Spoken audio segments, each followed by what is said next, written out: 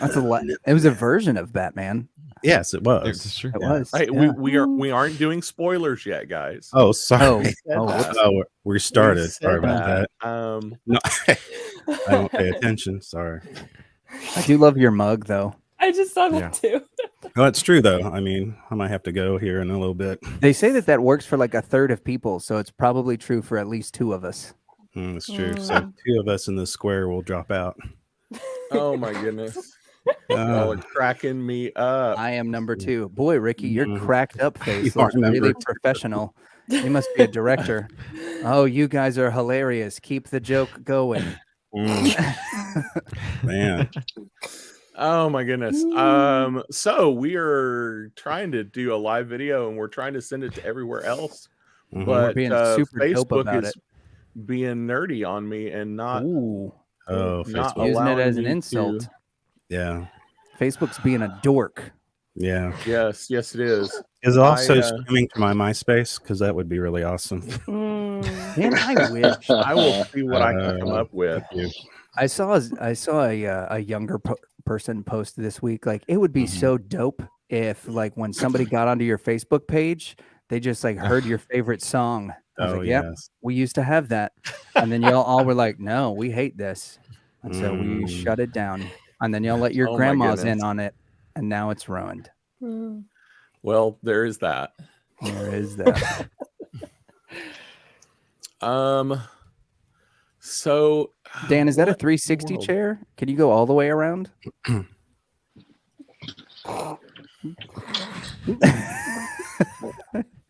There we go. No. No, I wanted a dramatic like turn, like right before you came on. It's where you more. came I in. could turn. I could turn from this way, Yeah. but Oh, I'm yeah. blocked by the bed on this side. For those who are just Race joining car us, bed. we actually are trying to plan a show here. They are all trying to stall for me It's because going well, too. Yeah. I can't get the cross posting done Wait. because Yay. It's all Wait, we're scripted, live? by the way. No. Yes, turn, we're live. turn more. The writer's no, strike. go the Come other on. way. Go the Okay, going too help far? me, guys. Christian Nerds Unite is on. Yes. Fangirling over Jesus. Yep. Ashley just checked the fan grill. Everything's good, and the dog had to go for a walk. Speaking Nerdy. Right. Yep. Tatooine Sons and Reverend and the Sure. Reprobate. That's everybody, right? That's Yeah. us. We made it, That sounds. We are and going. we got the network also. Yes. And the 2 And people well, It lost we're sounds to on be the a. network. Oh yeah, the Network network, first. right? Yeah. Christian Nerd HQ was first. Danley's using a microphone he Christian stole from the Nerd church. HQ. Okay, so everybody go check and just Christian make sure Nerd. really fast that HQ. we're live everywhere. Christian Nerd. We should I, be. I believe it's called Yeah. HQ in the UK. Hate Mm. the Oh, hey, look. HQ. Yeah. Mhm. So we're live. All right, let's get started. We are Yep. live. Enough vamping. We are finally Look, live, it's been and I enough think we're vamping for a long everywhere. time. Oh my We God. are now across all of our platforms. So welcome everyone. Well, thank you. It's Thank you happy to very be much. here. Lucas, you want to kick us off? Tell us Yeah. what we're doing today. Today we are going to be talking about the new Batman movie called The Flash that released this weekend into theaters.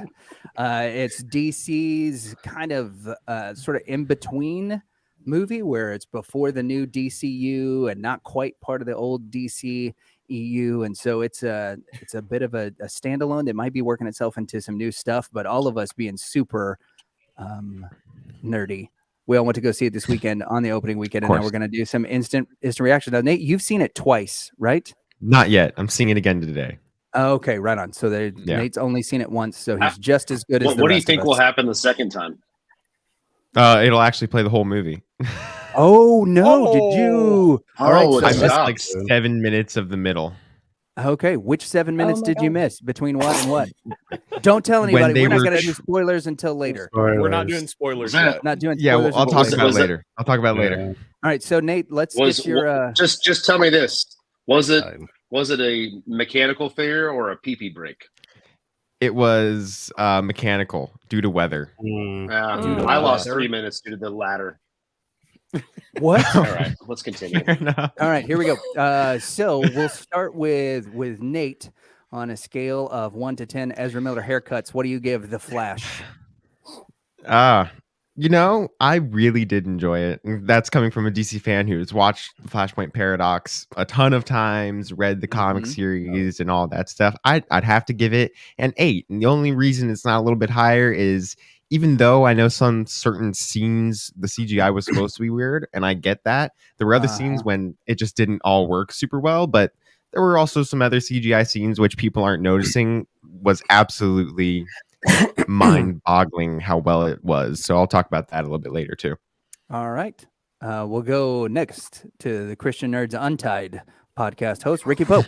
Oh, All right. Well, I really did enjoy the film. I did not go in with high expectations.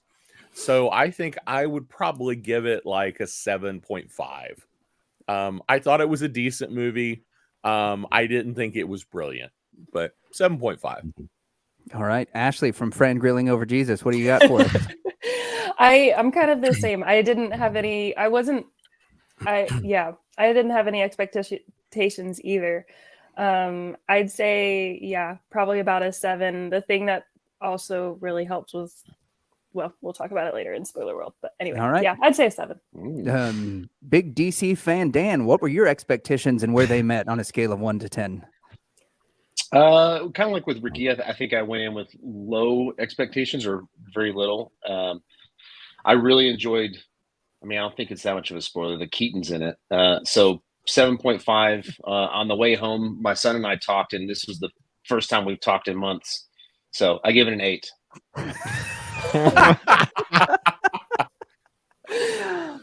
All right, and Mike Schilling, I'm gonna change the scale for you.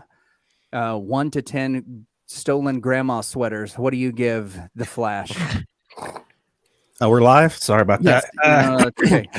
I've been going. I tell you what, I really like Sam Jones, Max von Snyder.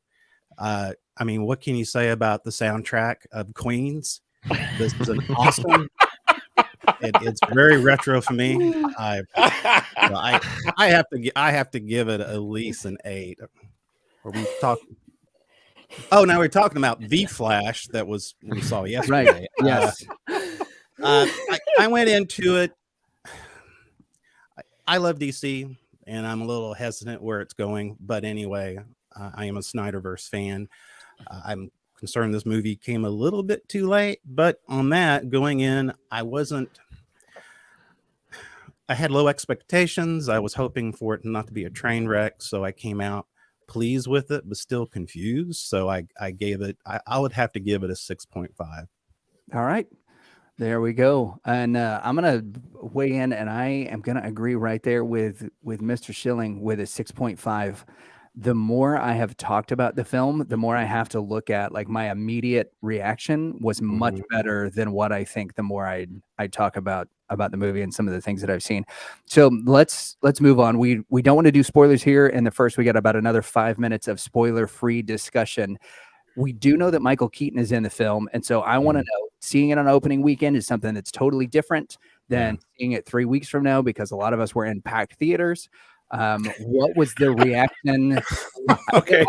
So there were 2 of us that were not in very packed theaters, and we'll talk about Ricky's theatrical experience and mine, as now I have to go to the time when other parents put their kids away to go see movies, which is the lunchtime movie. What were the reactions in the theater like whenever Michael Keaton showed up? And we'll start with Ashley.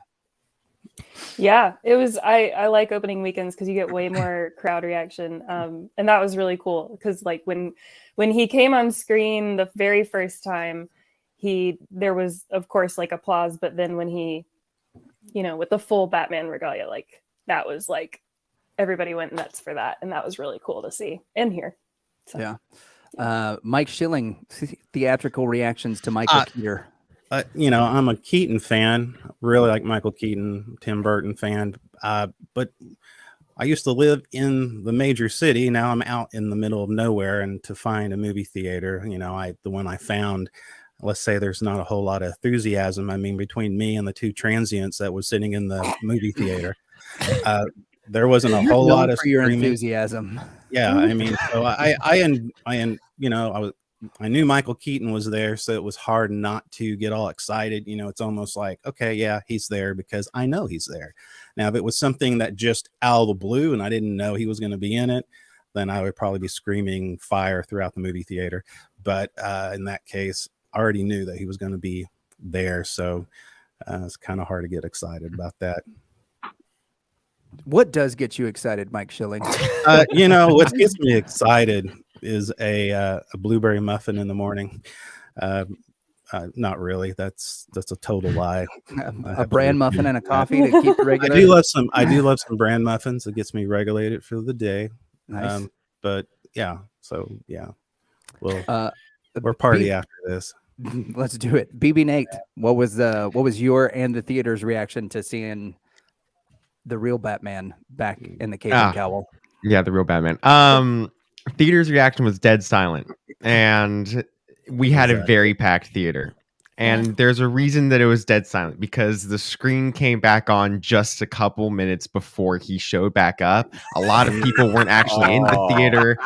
Tornado warnings were going off on all the phones. So nobody was really paying attention to the movie itself. Yeah. And so we didn't really get much fan reactions at night because people were leaving periodically throughout the movie due to more warnings showing up from everybody's phones, and like the entire place at one point, everybody's Apple phones, going off with that siren warning thing at the same time. And so nobody was really into the movie at that point, because you're wondering if there's a tornado like right outside of the building, because there was one apparently like 5 miles away while we were watching the movie. And so that's the reason that the screen cut off, but the audio was still playing and they didn't rewind it, so we missed like 7 minutes of the movie. But my personal reaction, I was excited. I clapped a little bit. I was excited to see him back on screen, even though personally I'm not a big Michael Keaton Batman fan, because that's not what I grew up with. I think he's a good Batman. I'm not saying that that's any different, but I have no nostalgia with him. But it was awesome to see him back on screen, and seeing him in that Batman costume again was a lot of fun. All right. Hey, Big Dan, what's up? We know this is your Batman. What's going on? Talk to us about your reaction to Michael Keaton and what the people thought. Well, we had a middle ground packed theater, and I gave a standing ovation, but the old couple next to me with their popcorn paired with a nice Riesling was very muted. But I was very happy and I made sure that everyone knew. Nice. Good. Ricky, it was you and one other man in your theater, if I remember correctly. So before the movie started, yes. By the time the movie started, there were about 8 of us. Whoa. But the biggest reaction came when the elderly man with the walker got hit by his wife driving an electric scooter, trying to find their seat. That was the biggest reaction. That was awesome. Yeah. Tonight. So that was Michael Keaton, right? All right. We said this was going to be spoiler free for the next few minutes. Sorry about that. So, but yeah, it was dead silent. There was no reaction from anybody. I was a little surprised. But it was, like you said earlier, I actually went in the middle of the day. So, because I care for my wife, and that was the time I was able to get away from the house. But maybe a packed theater in Oklahoma City might have been more exciting, but it was pretty chill with the 8 people in the theater with me. Yeah, so we are starting to have to do things in the afternoon during Levi's nap time. And so we pawned him off on my sister-in-law because she owes us some favor for watching her brats. So we gave him to her, and then we went into the theater and watched it about 12:15 in the afternoon. And I'll tell you, midnight on Thursday and 12:15 in the afternoon, very different crowd. So we were pretty excited to see Michael Keaton and the way that he pops up. But there was something about this that made it a little difficult for both of us. And I want to ask you guys this. This will be our last question before we enter into a spoilers area. It took us a little bit to get into the movie because of Ezra Miller's off-screen antics. Like Yeah. they have caused so many delays in the release of this movie, whether it was or wasn't going to happen. It had been up in the air. It kind of ruined a little bit of our anticipation of it, and it made the film difficult for us to engage in. I want to know if that was the case for anybody else, and we'll start with Dan on this one and go around that way. 100%. Again, I enjoyed the film. I think they did a great job, and I did have to keep reminding myself of, look, this is an actor. Just take the art as separate from. But I felt myself constantly being pulled out of the story to look at on screen and go, I don't like those people that are on screen. Yeah. Ashley, what about you? Yeah, I mean, that's why I went into it with kind of low expectations, to be honest. Like every time we saw the trailer for other movies we were going to go see, I was like, man, like I'm really not looking forward to watching this, but I got to watch it and I got to do this live stream that we're all going to do, what a chore. Yeah. What a The chore. honesty comes out. And so I also enjoyed the movie, and there were some specific moments that I really did love, but I felt very similarly. Like I really struggle with, because there has been so much surrounding Ezra Miller. I'm like, I there's a part of me that still can't believe that Warner Brothers went ahead with it. So yeah, I struggled with that too, but yeah, it was hard. Yeah, Nate, what do you think? I was following the whole Ezra Miller antics since they began, and it honestly felt like somehow like a sitcom, watching his destruction path to this point of this movie being released. And again, I am surprised that Warner Brothers decided to release it, but I went into this movie with a lot of anticipation, very excited to see a DC movie in theaters. I always am, because it's DC in theaters, and I had very high expectations, and I felt like I went into it and was like, okay, I can just separate the art from the artist for a couple hours and just make sure that I enjoy the movie and forget about that stuff. And so I did. And I think that Ezra Miller, with what he had to do in this movie, did a fantastic job acting. That final scene we get towards the end in that third act kind of was fantastic. And honestly, Ezra did a great job with what the stuff he was given to do. So I was really good. Yeah. Ricky, what about you? How did it affect you and your viewing experience? I am disappointed in so many actors that I don't know it affected me as much. Also knowing that now this is kind of outside of the DC universe, but Alec Baldwin's movie Rust is still going forward. Whoa. That movie is going to come out. Weird. That whole thing, I mean, it boggles my mind that that's going to happen. So it doesn't surprise me that they try to kind of brush everything under the rug. Now I think Warner Brothers did the right thing about keeping Ezra Miller off of the press scrums. Yes. That was probably the best thing they decided to do. Yeah.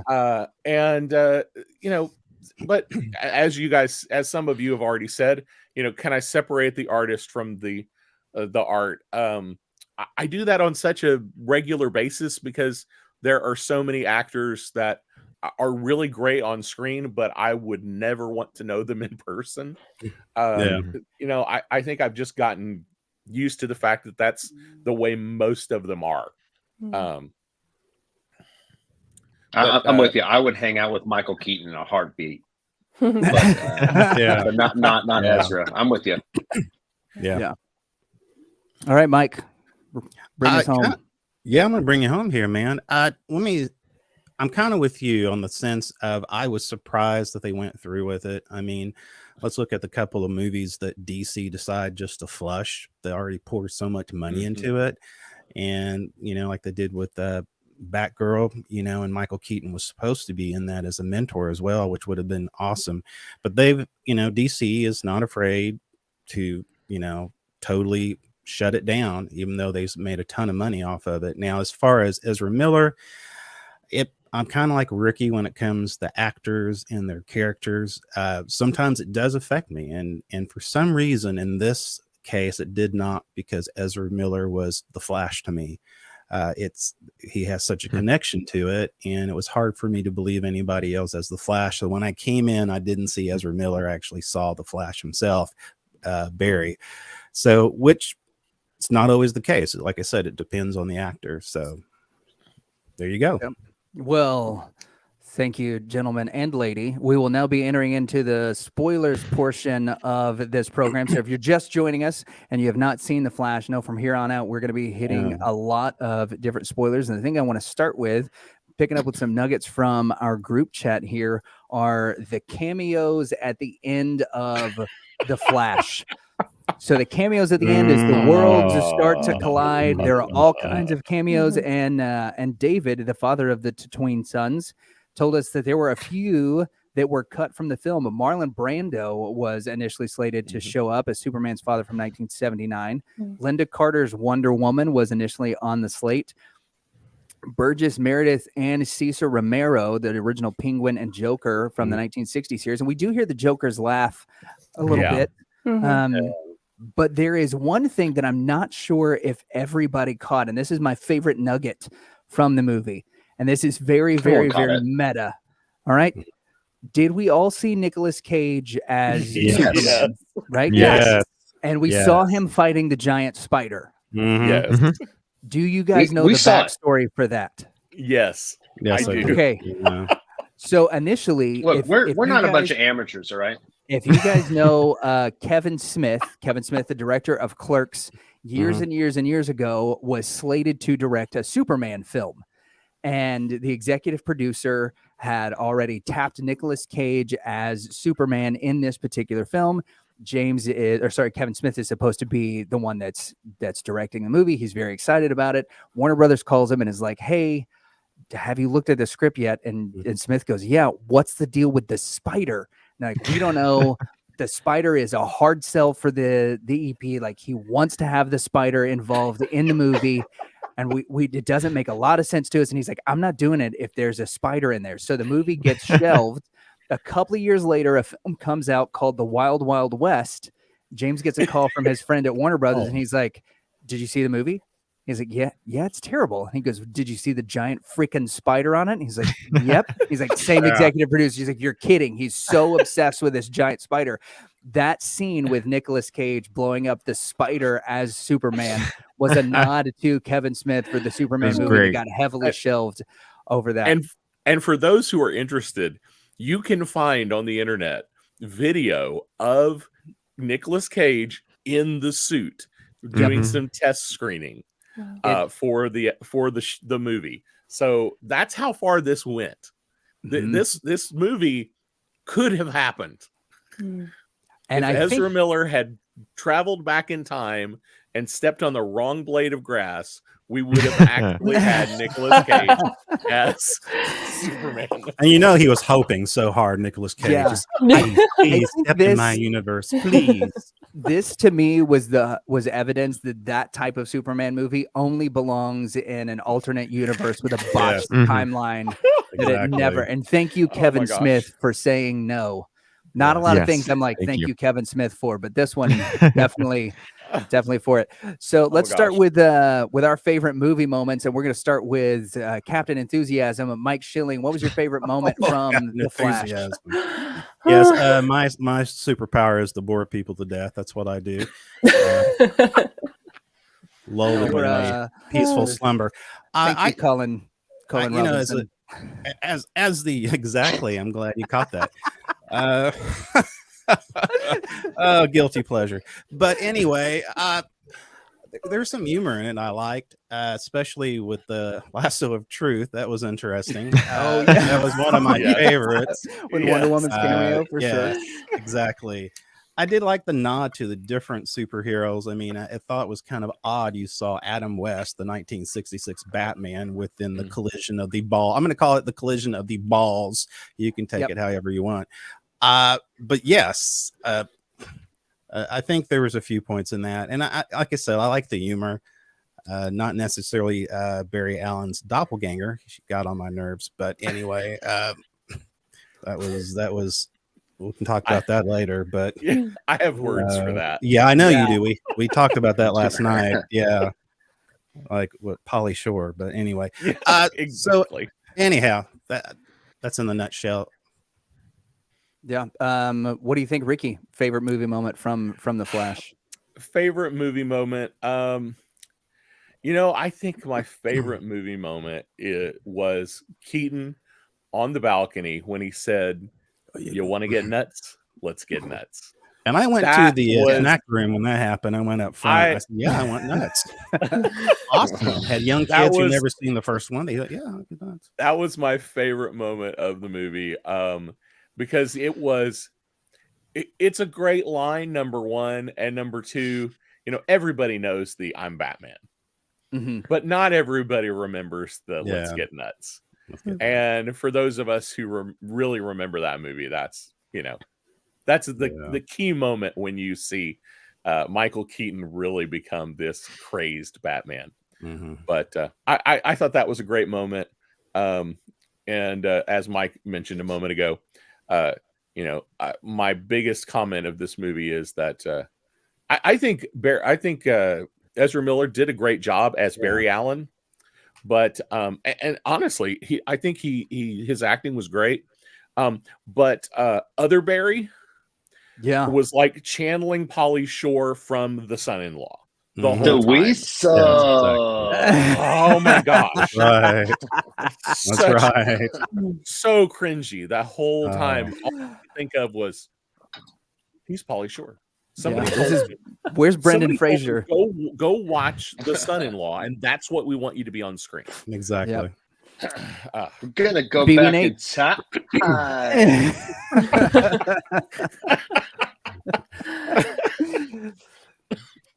BB Nate, high point of the movie for you, bud.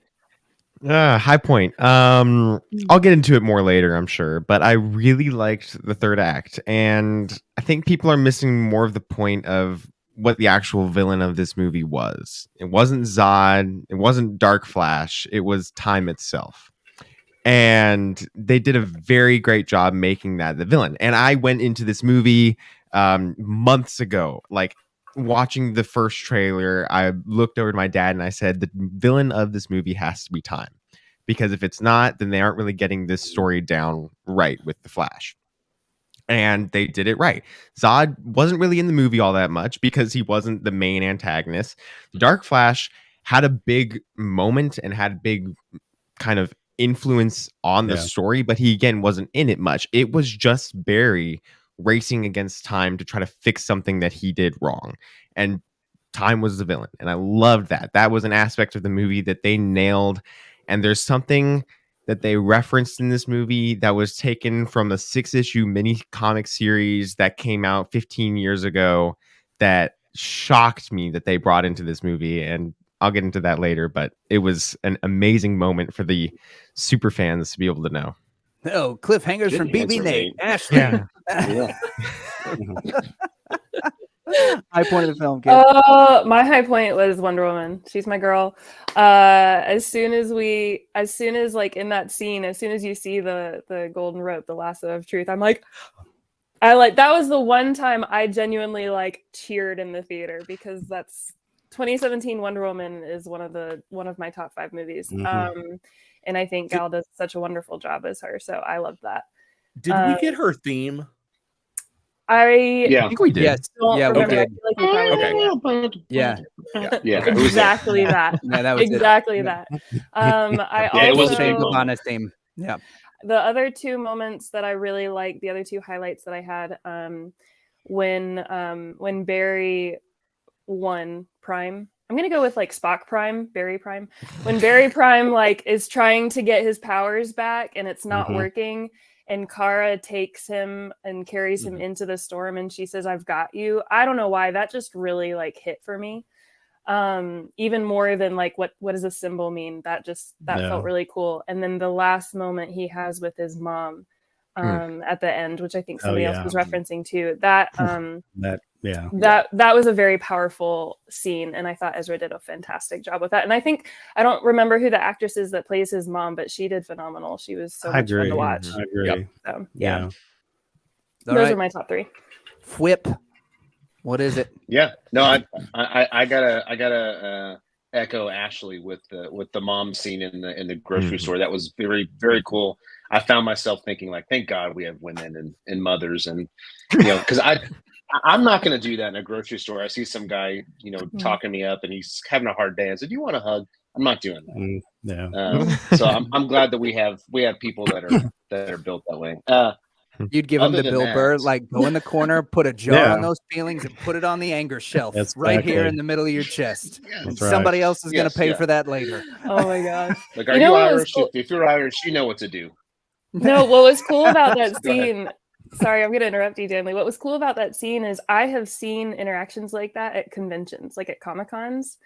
Like I have seen fans that obviously, like with Ashley Eckstein, like there are fans that are just losing it because her show has impacted them and they have that moment with her. And I'm watching the scene and I'm like, this is like a convention show. And it's such a touching, beautiful moment of connection. That's what I loved about it. So keep going. Sorry. Yeah, that was awesome. Other than that, my favorite part was Batman, of course.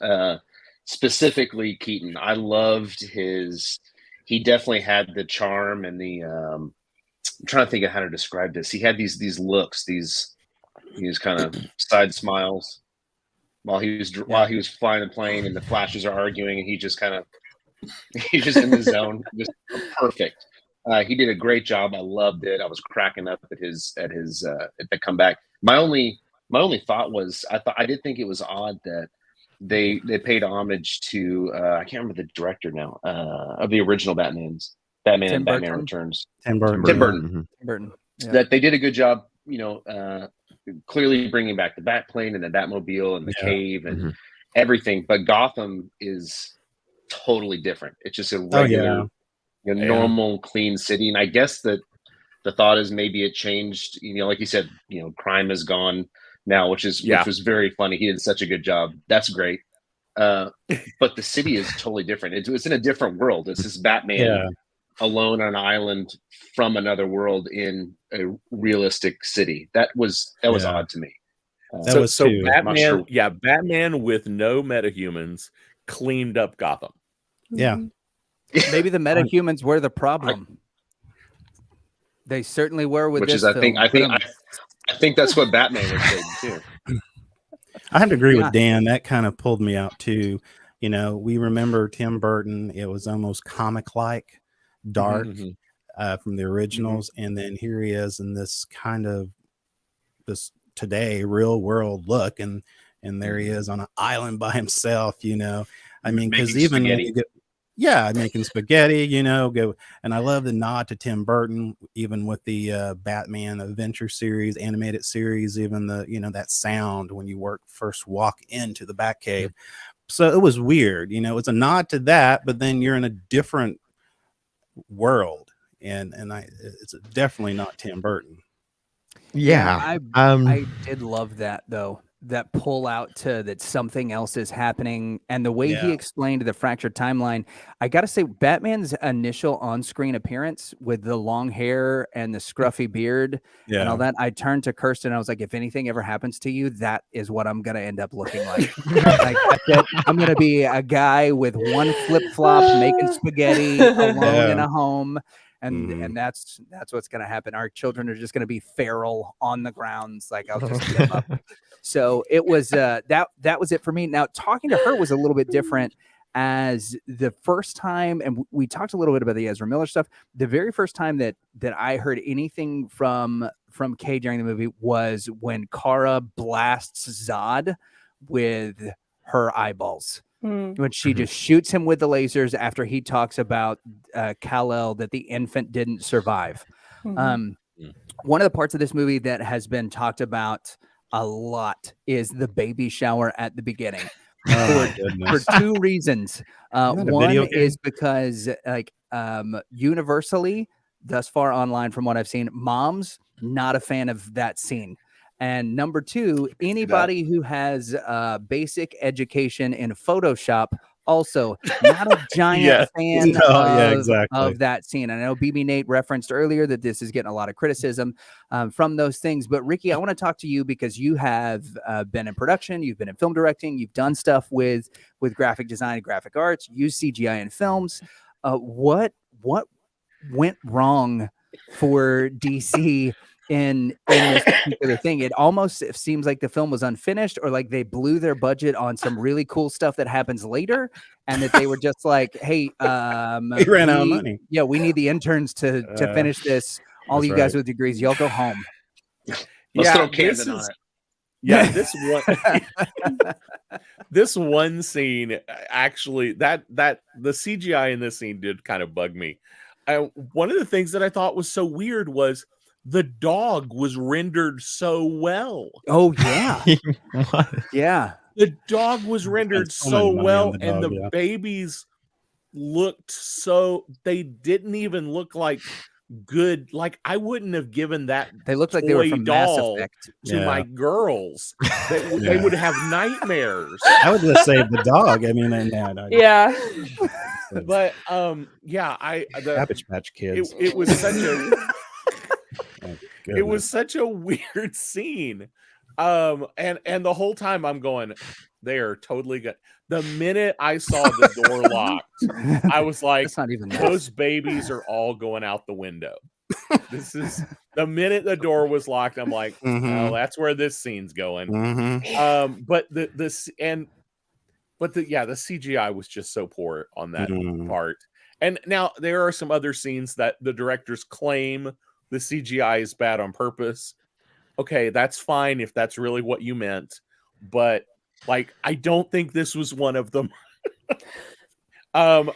Unless they purposely did the CGI bad so you knew it wasn't real babies that were in danger, which maybe to soften the blow. You said mothers weren't super excited about this this scene. Actually, yeah, I mother think I you was might sitting actually next be onto to- something there.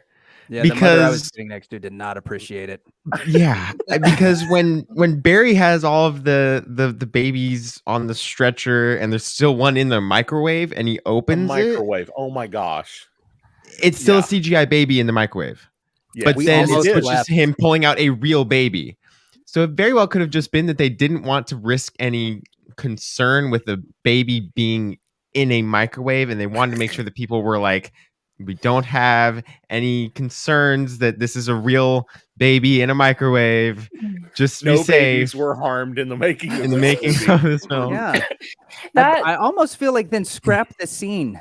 Like if Yes. you're not Yeah, gonna- I know. Yeah, you it know, like, reminded me. Yeah, I yeah. wasn't when because they allowed this movie to go forward with Ezra. I didn't like the scene, but I wasn't surprised by it Yeah. because like it reminded me of that like second episode of season 2 of The Mandalorian where Baby Yoda is eating the eggs, The and there was a eggs. really big Yeah. outcry with that too. And so I'm watching this scene and I'm like, did you not learn anything from Star Wars? People don't like this. Like, are you Yeah. insane? And then they had that baby shower punchline, and I'm like, Yeah. you just did this for the punchline? Are you freaking kidding me?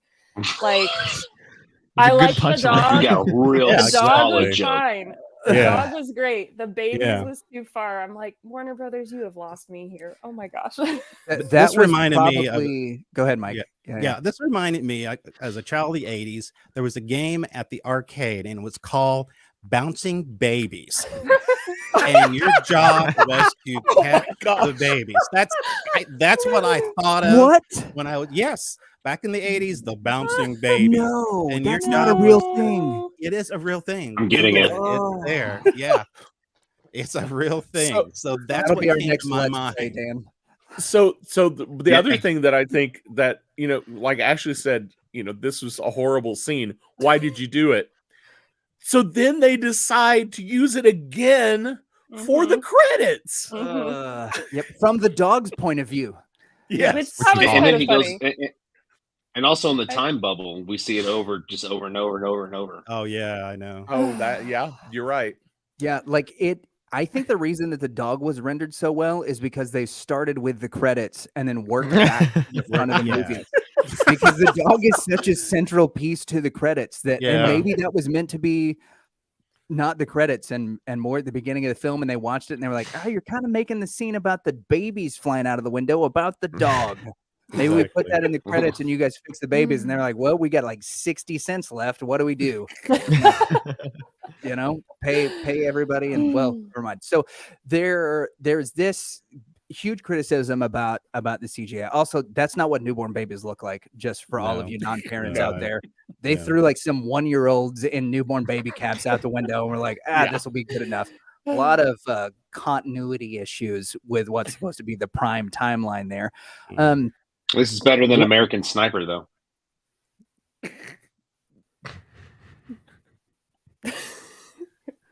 Man, this is awkward.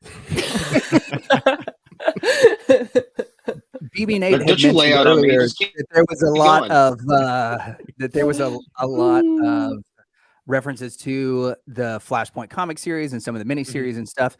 When we look at this movie in terms of what the comic laid out as time as the villain and those kind of things, how did it do in comparison to the comics, or staying true to what the storyline was, BB Nate, since you are our resident DC comic book expert? Yeah, it did something that was needed to do to adapt this storyline, because the Flashpoint storyline was adapted basically word for word already in an animated movie, one of the greatest superhero animated movies we've gotten. It's fantastic.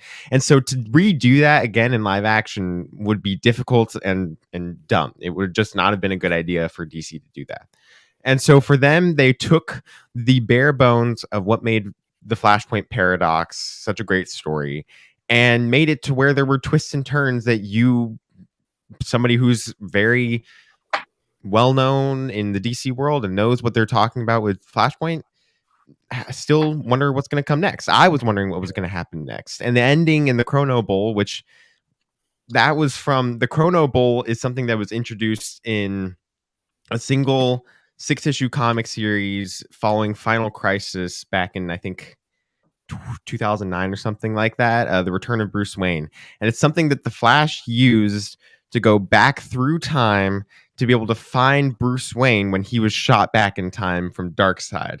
It was referenced then, to my knowledge, hasn't been referenced since. So for them to bring that in and make that such a central part of this movie was crazy. I was sitting there geeking out because it's one of my favorite miniseries we've gotten. And honestly, it was great to see that, because it's such an important aspect of his character, and that was great. And then it followed through with the Flashpoint and the ending where he still had to say goodbye to his mother. I didn't know if they were going to try to like change that and have the other timeline work out, and that's how they're going to introduce the DCU or something like that. But no, they still went with what made that story so impactful to begin with. So overall, they adapted the story very well, while still having new things for people that have already experienced that story so much to enjoy and not be able to know what's next. What do you think it was so important that time was the villain in this, BB-8? Because it felt like, you know, the guy at the end, you called him Dark Flash. There was a lot of people outside the theater wondering whether or not this was the DC iteration of Savitar from the Flash series. What do you think time being the villain was the important thing here? Because really, when it comes down to a Flashpoint paradox, usually it's Reverse Flash in that story. He's the one that kind of screws everything up with Barry and all that. But they didn't have a Reverse Flash for this universe, so they really had to try something new. And from that point, it had to be time, because time, as we've seen in the Flash series, is important to his character, but it's also important to the overall comics of the Flash. I mean, recently we had him deal with trying to figure out how to deal with time in one of the series, in the 1 Minute War and everything. So in this movie, when you're dealing with Barry wondering about his time in his past and where he's going to go in the future, and then having to go back in time and fixing that and then switching timelines at that point, he's basically running against this kind of problem of always wanting to change his past. And that's the main antagonist of this movie, him wanting to change his past. It's Barry that's the villain more than anything, but it's the time that he lost with his mother that was the main problem. And going back to Dark Flash, it feels like Dark Flash was a different take on the Black Racer from the comics, the one that kind of chases people outside of the Speed Force at certain points because he's infiltrating the timeline. Honestly, I love the twist at the end. I kind of saw it coming pretty quickly that it was the new timelines Barry that was Dark Flash, but still an amazing twist that gave it a really great ending. Super satisfying. Didn't need a big battle with Dark Flash to defeat him. That was awesome because honestly, I feel like that wasn't the main purpose of this movie. Speaking of New Barry and New Barry's character arc, Mike, it seems like you've got some thoughts on how Pauly Shore Barry handled things and about his character. Talk to us about your impressions of other Barry. Yeah, totally a Pauly Shore kind of a feel to it. I don't know. He took me out of it, and it was like so opposite. I mean, it was almost the normal Barry Allen, times 10, and one of my favorite scenes is where Barry Allen, the Prime, we'll call him Prime. That's a good one. Yeah. He looked at, it was almost like a reflection. He thought to himself, yeah, I can see why people are annoyed by me because this is me times 10. And I don't know,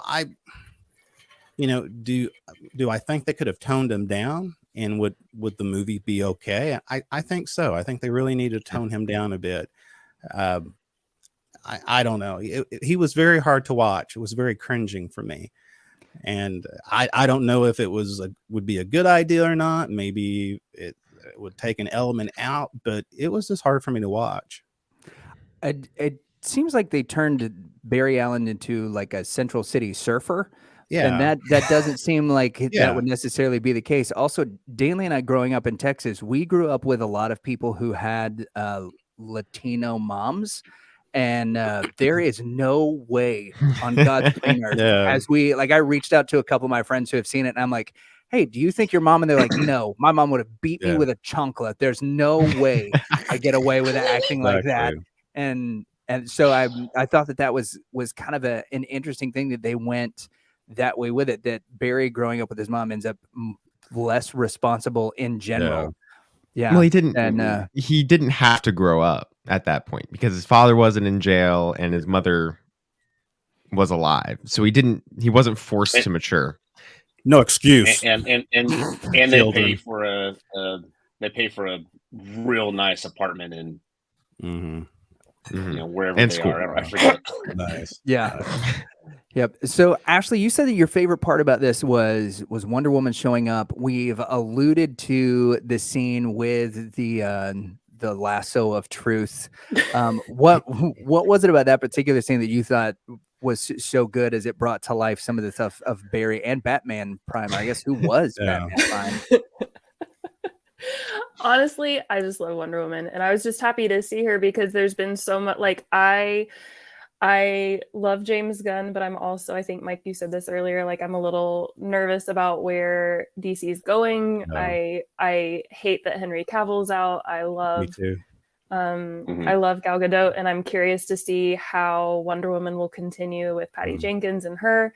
And so I was not, expecting any other cameos besides Keaton, and which was cool. We got that other cameo at the very, very end. But yeah, so I just love that. And it was funny because my Batman is Christian Bale. So I have not seen any of the other Batmans, to be honest. So I was entertained by that. That was all. But I did really enjoy, because it was funny. I forgot. It's funny because you notice it's her because you've got the lasso of truth, and then when Batman goes into his whole I can't think anybody because da da da da, and I'm like, dude, that's really harsh. And I'm like, oh yeah, that's right. That was great. That was great. I didn't even really care about berries. I mean, it was cute, but whatever. But it was great. Dan, we've talked a lot on our show about who the best Batman is, and it's obvious Will Arnett's Lego Batman, hands down, takes the cake. For sure. If you were looking at this, as far as the future of Batman goes, now the director, and I'm probably going to butcher his last name. So Nate, I'll just toss this Andy to you. Muschietti. Okay. Yep. Andy Muschietti. If Andy Muschietti as he's already been kind of tapped that he's going to get his own Batman movie by James Gunn, and Safran have already said that. This will be the 8th iteration of Batman. Whenever that happens, he will be the guy in the DCU. For those who have seen the movie, we see Affleck, we see Keaton, we see 1960s Adam West, and at the end of the movie, we see Clooney. Dan, what do you want to see out of Batman in the future, since it looks like the DCU is going to go away from Robert Pattinson's Batman, which I think unanimously from comic book fans is the most true to the comic books version that we've seen on the screen. What do you want to see out of Batman moving forward? Yeah. I want to see, and I think I'm not alone here, that I want to see the old grizzled Bruce Wayne in Batman Beyond. And I think Keaton would be perfect for it. I would have wanted to see Kevin Conroy previously, but since he's passed, I think Keaton is our guy for the veteran old Batman. A little too long in the tooth to be scrapping with the youngsters, but he can certainly train one with some rocket boots. So I can't wait for that. I hope they do it. I'm sure they will, because we will all go buy a ticket to go see it. Yeah. Oh yeah. No doubt. Well, as we're getting close to wrapping up, I've got one more question before we irresponsibly speculate about what's going to happen in the future for all this stuff. And I'm going to direct this one at BB Nate. And that is this: with Keaton and Kara in this infinite loop of death where Zod wins, do we feel like the DCEU, as it's coming towards its end, were they just burning characters here? Do you feel like as much connection as we had to Superwoman and to Keaton's Batman that they've just burned a couple of characters, or do you think that they've opened up new opportunities to use these characters? I think that DC did what DC's always done, and that they wanted to show, and they did, and it's what I love about DC, that they're not afraid to kill off characters quickly if they need to push forward a story, and it works super well in my opinion. Those deaths really helped drive home Barry's motivations at the end, and I think Keaton got a great send-off. I really appreciated the way that he died as kind of like an ending to the story. And even Kara, I feel like her purpose was served, but I also feel like her purpose isn't at its end, because we've heard that she has the possibility of playing Supergirl in other stories coming soon, and I think she would be great. I feel like this was an amazing way to send off Michael Keaton's Batman, kind of that last hurrah of his character. Even though, going back to what you guys said, the Gotham doesn't look the same, I don't truly believe this is the same Batman universe as we got in '89 and Batman Returns, due to the fact that we've gotten the Batman '89 comic series, and we know that Christopher Reeve's Superman crosses over into that universe a lot. So that means that he would know about Superman. Also, in spoilers, if you read main Batman comics, Joker in that universe is alive again due to some weird multiversal stuff. So that would have also been taken into the fact. So I feel like this is just Michael Keaton's Batman, but not Tim Burton's universe. So that kind of answers some of those questions got from the beginning. I love the answer. And so I really feel like it was a great send-off for Michael Keaton. I hope we see more of Sasha Cal's Kara. She did a great job. But honestly, if we don't, I feel like she did a great job for this movie, served her purpose, and did a great job of giving Barry some motivation as well. Right on. Well, last question here is for us to speculate irresponsibly. And Nate, I'm going to have you be the last one to answer this, because I have heard through the grapevine, aka my text messages with your dad, that you think that the end credit scenes actually has some significance. And I'm going to tell you, drunk Jason Momoa falling in a puddle, giving some Atlantean treasure to Barry doesn't mean much for me. But we'll head around. We'll let you bring us home. But let's start with Ashley. The end credit scene. What's it mean? And if you were to speculate irresponsibly about what happens next, where are we going from here? So I'm going to be real honest. I could not understand any of the dialogue in the end credit scene. I don't know if it was because he was playing so drunk, if it was our sound went funky. I have no idea. I didn't care. what I would love to see, and this has nothing to do with end credits, I want to see Sasha come back as Supergirl. I think they would be silly to not bring her back, and I think for two reasons. One, she was an excellent Kara, but two, and I love Supergirl, like the CW version of Supergirl, but I think she was a wonderful Supergirl, and she's the first Latina Supergirl. I don't think they're gonna not, bring her back. I would like to see her and Gal Gadot team up, Wonder Woman and Supergirl. I think that'd be really badass. So I don't know about the end credit scene. I don't care. Mike Schilling. Yeah, I had Mr. Schilling. I agree with Ashley. The end credit scenes for me was all in Hindi, so I couldn't really understand what was going on. Yeah, so explain to our audience why it was in Hindi. Why? Well, why was it in Hindi? Well, I was one of those guys that said, "This ain't Marvel. I'm leaving." And then this morning before the podcast, oh crap, they had a post-credit scene. So I try to find it on the YouTubes. That's what we call it in my age, the YouTubes, like the Walmarts. And so basically, all I could find that was not pulled from YouTube was the Hindi version of those credits. So the whole time I'm having to follow along. Sometimes I hear actual names that I know, like Batman. And so, yeah. But, we have another Aquaman that's coming out. So they have to set up for that because that's going to be the final chapter of Snyderverse, which I'm sad of because I think... anyway, there was a lot of issues, of course, but I really like that version of the of DC. The other thing, I really do think we will have some people come back. I'm hoping that George Clooney will be back, and we have a little bit of the bat nipple here. But anyhow, yeah, I don't know. I think to myself, I think you just Ezra wanted to Miller, show the picture. That's all I did. That was the total setup to that. I was waiting for only 45 minutes to show that picture. That was it. I didn't care about anything else we said. Gosh. That is what I wanted to bring up. So, but no, and that's the genius of speaking nerdy right there. That's right. That's right. Ricky, what have we got? I don't feel like this really sets us up for much other than to say, now this universe is different still.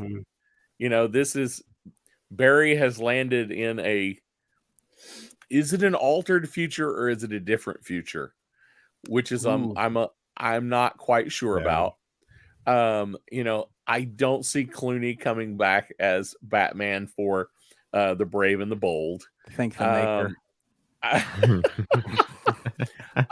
Which honestly, I think he could actually probably make a decent Batman, except for they made that movie so campy. If he hadn't done a campy Batman, I think we might have a different view of him as Batman. But they screwed that up when he brought out his Bat credit card. Never leave home without it. I told my son. Yes, exactly. I told my son about that. We're walking out of the theater. I said, "Yeah, there's this old movie. I don't know if we'll get around to watching it, but let me tell you something about that Batman." What do you think? I just kind of throwing it out there. What do you think between Grant Gustin and Ezra Miller? There was a lot of people were saying. All the fans got mad because I don't know whether it was the director that says Ezra Miller is the only Flash. He was made for this. You think this? How different would this be? Just kind of hypothetically. If Grant Gustin were to do it, then the storyline would be everybody's in the family, and then it has to go, I have to do it all alone, and then he crashes and burns, and everybody else actually wins, and the Flash doesn't really have much use until the very, very end. To put you got to throw in some weird true. scientific terms in the middle of that. Oh yeah, that really also Star Labs, some beakers, the reverse Flash. No, Iris, no, don't go there. And then there we go. The Flash Iris has to cry at one point. Oh yeah, for sure. Of course. A lot of soap opera Flash series, I think Grant Gustin does a great job of nurturing the hubris of everyone in that family. I'll look up Eucharist here. Yep. Eucharist. To Dan, where Yeah. drunken Aquaman obviously gives his treasure to Barry to hide it from Amber Heard. So what do you think happens as we speculate irresponsibly into the future for Yeah. this Well, timeline? I have gotten some late night drunk calls, so I understood what was going on. Yeah. But I think really more than anything, from my perspective, all I think is confirmed there, and I'm really interested to hear what Nate has to say, is that the metahumans are back. Because when we left, not Barry Allen, I'm trying to remember his name, Arthur. Arthur didn't exist. He was a dog. We come back. There's a new Batman. As far as we know, there still are no metahumans, and at the end, we confirm that they're back. So that to me is really all I got out of it. Is that next movie we can expect Aquaman and Wonder Woman and maybe some different ones or the originals. I don't know. We'll find out. But again, I can't wait to hear what Nate has to say. Well, Nate, bring us home. Barry Allen broke the spaghetti, and now we don't know who's who or what's next. How does this fit into Aquaman 2, and does it affect any other storyline other than what we're about to see in that film? Well, this movie fully confirmed that the Snyder Cut is canon instead of Justice League, due to the beginning, and even just the theme of Batman was used from the Snyder Cut's version and not the horrible 2017 version. So we all know kind of where this comes from with Aquaman and his character and his progression we already know of. So from the Snyder Cut to the Aquaman movie, from that point on, he matures a lot and understands his role as Aquaman and the King of Atlantis, and it's kind of taken up that role. And now we see him in this movie as Barry's back and has obviously changed things with George Clooney now as Bruce Wayne, and now his father is able to get out of prison and all of this stuff. The universe is different than what we've seen in the DCEU. This is not the DCEU anymore, just from that one little change. And now this Arthur Curry didn't have a Justice League, or at least I don't think he really had a Justice League, because he's still a drunk, and he might still be the King of Atlantis, but he hasn't matured to Aquaman quite yet.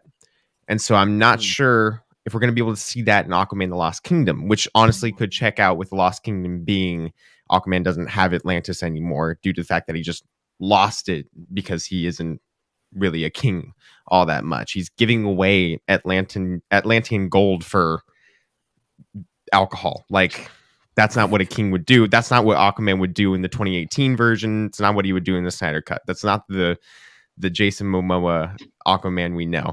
So what this post-credit scene set up is that we're in a different universe now. We're with a different Aquaman. We're able to see that there's going to be other characters now. Whether or not George Clooney is still going to be Batman or not, even if we're going to be able to see how they handle that with the new universe, we don't know. But this just shows that Aquaman the Lost Kingdom isn't going to be what we think it's going to be, because we have no details on that movie right now. We have no trailers. We have like one still, and we have no synopsis. So really, they're just waiting for the Flash to come out so that they can progress forward with this, because this post-credit scene is way more important than people are making it out to be. Well, thank you guys for watching, and you heard it here first from BB Nate. Aquaman is back to being a juvenile, and the big twist in Aquaman 2 is Momoa keeps his shirt on the whole time. We're sorry.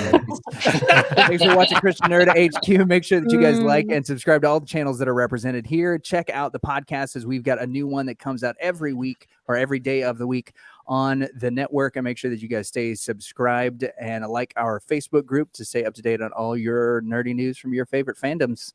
Thank you guys so much for being on the show. Tell everybody where it is that they can find your shows if they want to follow you individually, and what day your show comes out. We'll start with Mike Schilling on Speaking Nerdy. Oh, yeah, that's speakingnerdy.com. You can check out all our video YouTube podcasts as well as our audio platform. We come out what do we come out anymore, Ricky? We never Fridays. know anymore. Fridays, because we were lazy. But yeah, we're supposed to come out every Friday. So check us out then. Ricky Pope. Christian Nerds Unite comes out every Monday. You can find all of our social links at christiannerdsunite.com. BB Nate.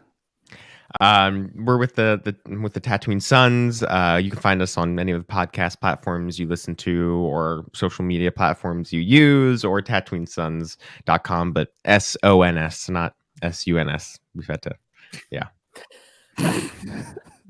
All right, fangirling over Jesus. Ash Splashly Cox. Bree, what do we Bree. got? I can't even. I'm like, hi, my name is Bree.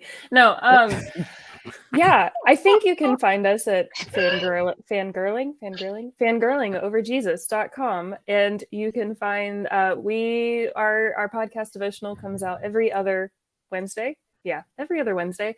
You can find us most active on Instagram, fangirling_over_Jesus. Wow, that's really complicated. Look for us on Etsy. We have a really cool shop on Etsy. There you go. Nice. And General Grease. You know I don't like to do this. I know. That's why you get to go last. Spotlight on Dan. Go check us out. We have a podcast, the Reverend, the Reprobate. We are on our own website that we own, baconoffice.com. Go check it out. All of our links are there to YouTube and all of the podcasting platforms that you could ever want. What day do we release our shows on? Thursdays. Yep, Thursdays. There it is. Thank you guys for checking out Christian Nerd HQ. Y'all stay hard, keep jamming, and we'll see ya. Blessings.